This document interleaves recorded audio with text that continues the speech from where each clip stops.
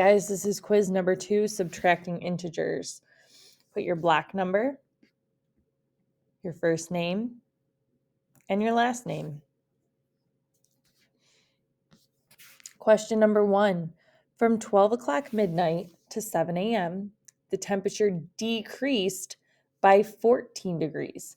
If the original or starting temperature was 14 degrees, which expression can be used to represent this situation? 14 minus negative 14, negative 14 plus negative 14, 14 minus 14, or 14 plus 14. Question number 2. The difference between two numbers is negative 3. Which expressions below have a difference of negative 3? Select all that apply. So you're looking at these choices, A, B, C, D, and E, and figuring out all the ones that could equal negative 3. Question number 3. The element mercury turns into a liquid at negative 38 degrees Celsius, and it turns into a gas at 350 degrees Celsius. From the temperature at which mercury becomes a liquid, by how many degrees must the temperature change for it to turn into a gas? Hint, you're finding the difference.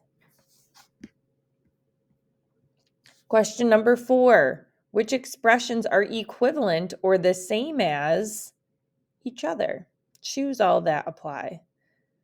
So look at those expressions and see which ones are the same as each other.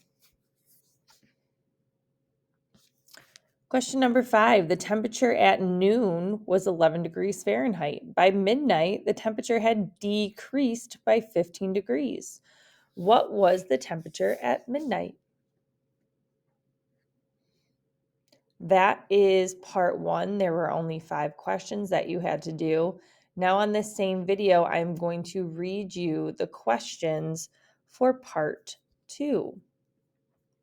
So it says, subtracting integers quiz part 2.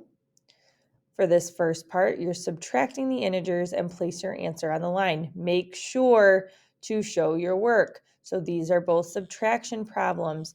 So I'm thinking what Mrs. Severick wants you to do is keep, change, flip, or make sure you're adding the opposite.